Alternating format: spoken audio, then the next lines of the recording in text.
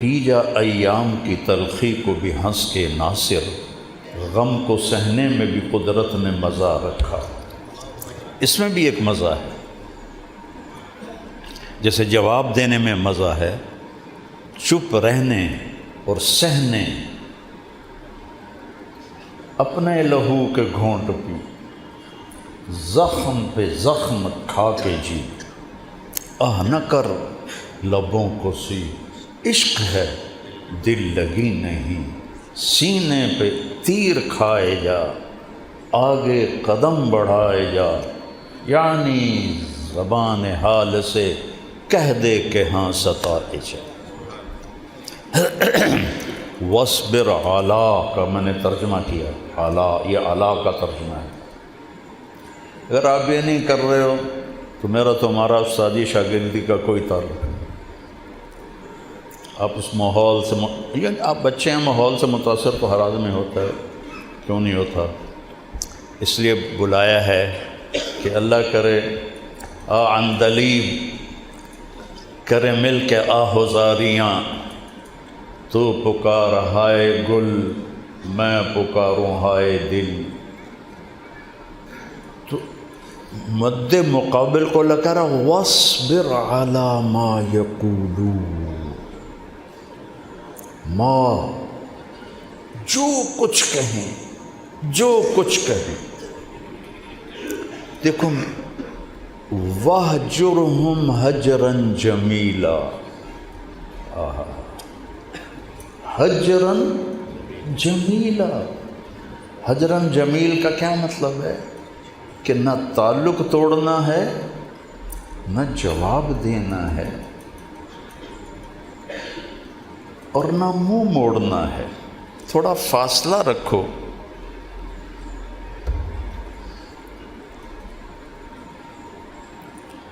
یہ نبی کی دعوت کے آداب بتا رہا ہوں۔ نبی والی دعوت، نبی والی محنت، تم کے قریب جتنا ہوتے جاؤ گے اتنا تھوڑی سی زندگی میں زیادہ کمال ہوگی۔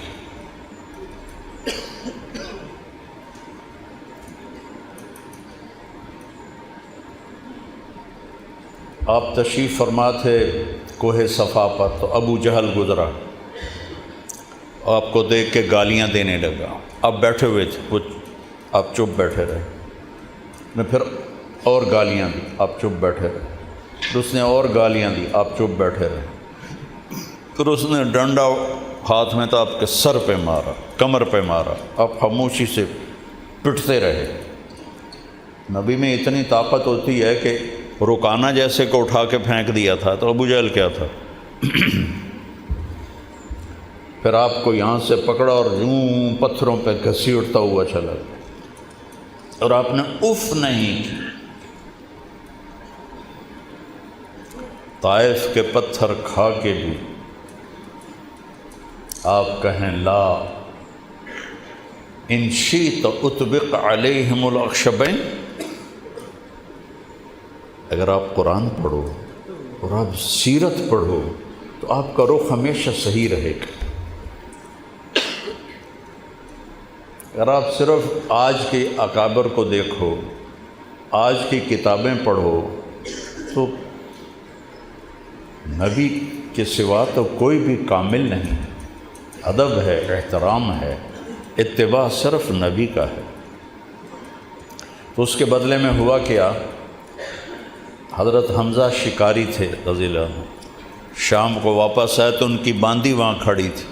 انہوں نے کہا ارے ابا ہمارا، آپ کی بیٹی کا نام تھا ہمارا، بیٹا کوئی نہیں تھا، ابا ہمارا کاش آج تو اپنے بھتیجے کا حال دیکھتا۔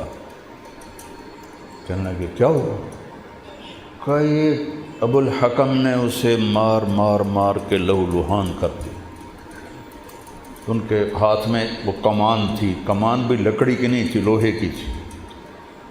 تو وہ سیدھے غصے سے پہنچے حرم میں، آگے نادیہ میں بیٹھے ہوئے تھے قریش۔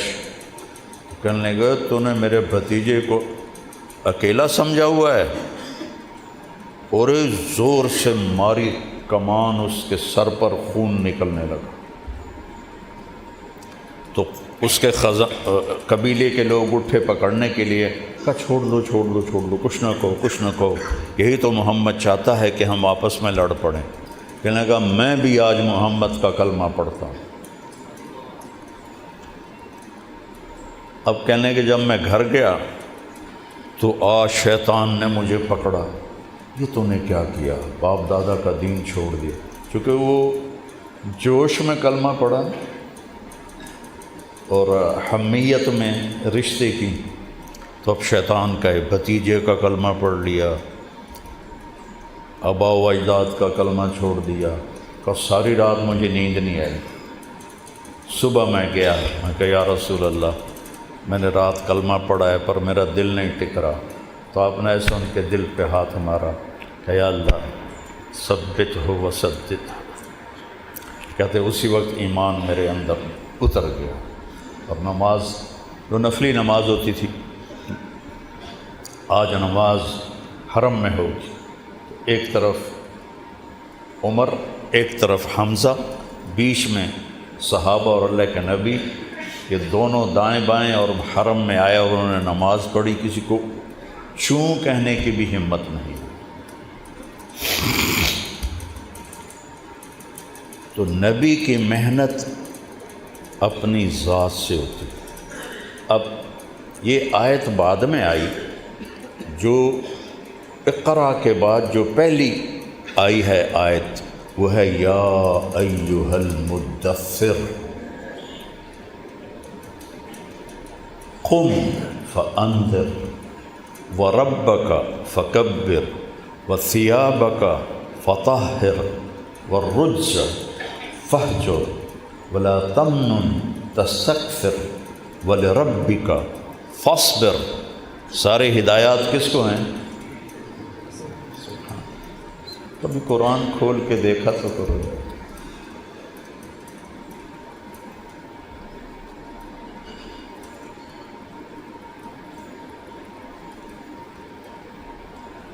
مدثر کہتے ہیں چادر میں لپٹا ہوا، مزمل بھی کہتے ہیں چادر میں لپٹا ہوا، تو پھر یہ دو الگ لفظ کیوں ہیں؟ عربی کوئی عجب زبان ہے، 80 نام ہیں تلوار کے عربی میں، 80 نام، ٹیڑھی ہو تو اور نام، سیدھی ہو تو اور نام، ایسا دستہ ہو تو اور نام، ایسا دستہ ہو تو اور نام۔ جو رات کو سویا ہوا ہو چادر میں اس کو مزمل کہتے ہیں، جو دن میں سویا ہوا ہو اسے مدثر کہتے ہیں۔ جب تہجد میں اٹھانا تھا تو یا ایھا المزمل، جب دعوت کے لیے اٹھانا تھا تو یا ایھا المدثر قم فانذر وربک فکبر۔ یہ قرآن کی واحد آیت ہے جو ادھر سے اور ادھر سے ایک طرح ہے۔ وَرَبَّكَ فَكَبِّرْ، اس کو الٹا کر کے پڑھو تو